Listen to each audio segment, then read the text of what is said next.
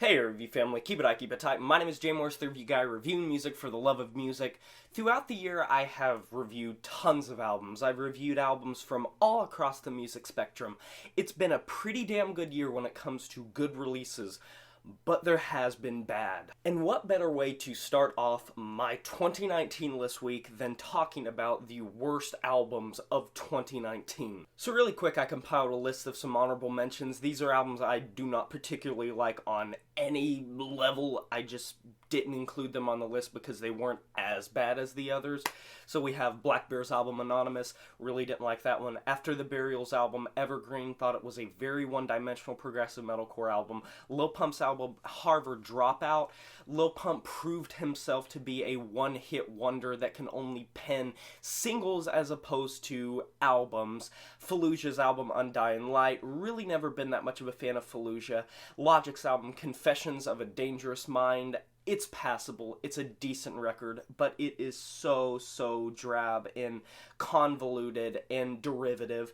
And Hot Chip's album, A Bath Full of Ecstasy, one of the most gentrified, glossy synth pop albums that I've heard all year. I will post all of the reviews for all of these albums down in the description box below. There is only one on this whole list that I have not reviewed. So first up we have Downfall of Gaia's album, Ethic of Radical Finitude. There's really nothing standout about this record. I've tried so hard to find something stand out about this record. It's one of the most drab and uneventful black gaze albums that have come out this year, and there are a lot of black gaze albums that came out this year. Everything from the vocals, even to the way they're mixed, to the overwrought and just overall garish riff writing, or the atypical, I cannot stress that enough, atypical blast beat drumming. It's so repetitive, and it wears out everything it's going to do on the entire record by the first two tracks, or I would even say the mid-leg of the second track, and the rest is just so mind-numbing. Number 9 is going to be Nash's album, We.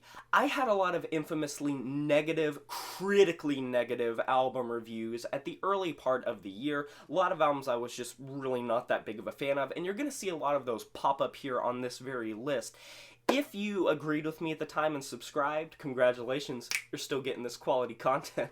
And alternatively, you're one of the only people that agreed with me on this album. It's just overblown, contrived, one-dimensional pop tunes with one-dimensional song topics and do-nothing beats that try so damn hard to be more emotional than they actually are. This album screams first world white suburban boy problems. And I guess my final note is, even when Nash tries to pull off an emotional vocal line or harmony, or get across a somewhat relatable, lovesick topic, his vocal style just doesn't fit the poignancy he is trying to shoot for on this album, and he just sounds so melodramatic. And just as overly glossy as a Lauv or a John Bellion. Number 8, Papa Roach's album, Who Do You Trust? Let's be honest here for a second. There is a very solid reason that a lot of the alternative rock and alternative metal bands of the early to mid-2000s from the post-grunge movement are either completely irrelevant now, only listened to for nostalgic purposes, or are just not at their peak whatsoever. And it's genuinely difficult for me to figure out where Papa Roach fits into that. Trying to stick them in anything just feels like trying to fit a square peg into a round hole, and I digress. Jacoby Shaddix sounds like Skillet's lead vocalist on this record. A lot. And they're not too far removed. They both have that overly dramatic, raspy vocal delivery. The machismo on this record is so evident. It's so apparent on so many tracks and so cringy when it pops up. Especially when we're talking on the lyrics. The choruses are drab, and the drum pattern writing and the riff writing isn't even that interesting for an alternative metal or alternative rock album.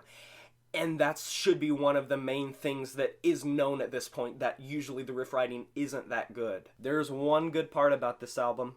The bridge that leads up to the choruses of the first track. That little bridge build-up. But otherwise, this is just another one of these bands that are so trying to stay relevant, and they are suffering for it. Their sound is suffering for it. Number 7, Meghan Trainor's album, The Love Train. Or I guess it's kind of an EP, but there's quite a few tracks on it. This was released for Valentine's Day. Pro tip, if you're planning on going out with your girlfriend and or your boyfriend and you plan on kissing them at any point, I highly suggest not listening to this album previously and going on a date to kiss them, because I think you're still going to have a sour taste in your mouth and on your lips and tongue from just vomiting in your mouth from hearing this album. I could go on describing this album, but I feel like that is the absolute best description that I can possibly give this garbage. Next up, I have Danny Worsnop's album, Shades of Blue. This makes me sad, like really, really sad. I have been a fan of Asking Alexandria's material for quite a while. I will be completely open about that. I think Danny Worsnop's always had that swagger of the Texan King, but his foray into country on this album, it just doesn't fit. He has the raspy delivery from, you know, more of Asking Alexandria's recent material, as well as his work with the hard rock band We Are Harlot, the supergroup, but he just doesn't pull off this sound as well as I'd like. Sometimes his topics can be relatable and he can have a very emotional performance, but for the most part, I am just not a fan of this album. And I don't want to come across as a hater of country. There is quite a bit of older country that is very good. There's quite a few contemporary country artists that are pretty good and groups, but Danny Worsnop just embodies everything that's wrong with contemporary country music, with some of the most dime a dozen song topics and some of the worst production and some of the most drab instrumentation for a country album. Next up, I have Blackpink's EP mini album Kill This Love.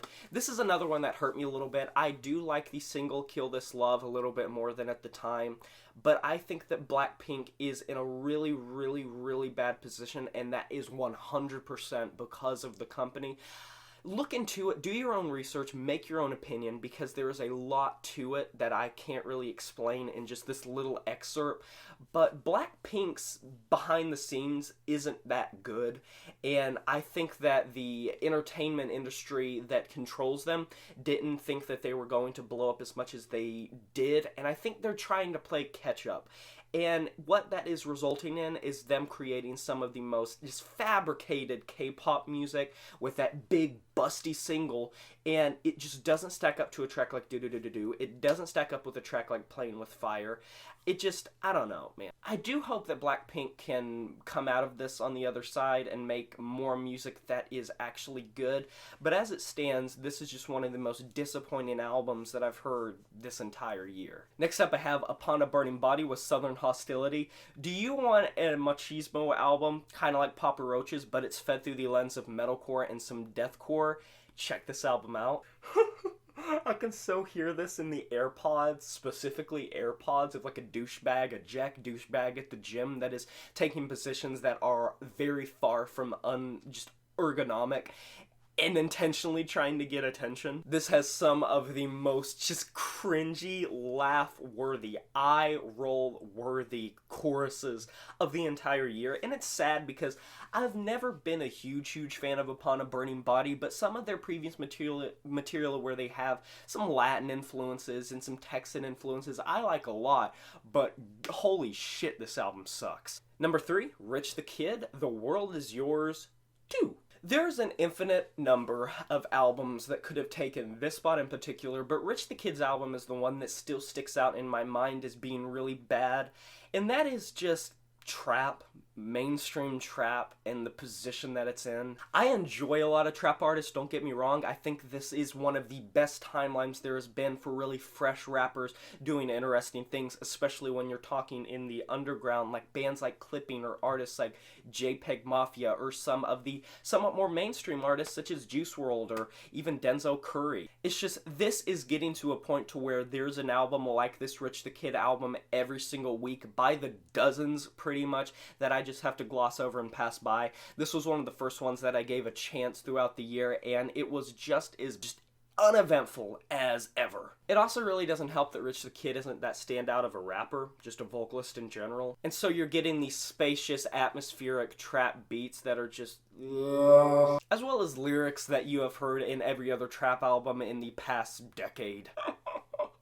Next up is Logic's album, Supermarket. You know, I gave an honorable mention to Confessions of a Dangerous Mind because at least it was somewhat decent and it was an actual full-length album. This is a soundtrack to his graphic novel that he released. This came out very close to the release date of Confessions of a Dangerous Mind, and It's so, so bad. Watching him try to take a step into the door of alternative rock is not necessarily as cringy as Kid Cudi's album, Speeding Bullet to Heaven, but damn.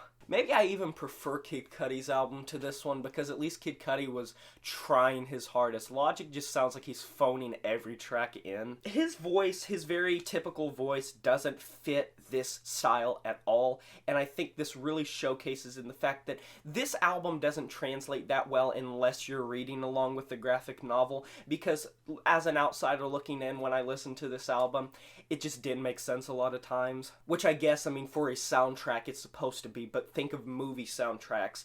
You can listen to most movie soundtracks by themselves. You can listen to the Lion King soundtrack, you know, Elton John's Lion King soundtrack, without seeing Lion King or without watching Lion King, and the songs still translate because those are timeless tracks that are good. Give me a reason to return to Logic's album Supermarket 10 years from now without knowing anything about the graphic novel, and I'll shut up. Finally, the number one worst album of 2019, in my personal opinion, has to be the Cigarettes After Sex album, Cry. A fairly recent review, not super recent, but fairly recent, and one that a lot of people did give me some backlash for because this band does have a lot of fans.